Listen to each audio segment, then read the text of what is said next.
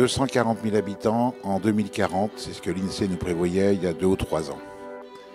Ça peut paraître une bonne chose, et en réfléchissant bien, ça peut paraître aussi source de beaucoup de défis au travers de notre département.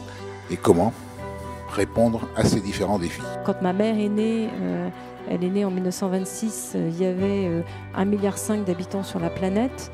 Il y avait à peu près 1 milliard de pauvres. Aujourd'hui, on est à 7 milliards d'habitants sur la planète et il y a un petit peu moins d'1 milliard de pauvres. Ce qui prouve quand même que cette génération de fourmis a réussi à donner accès aux besoins vitaux à la planète.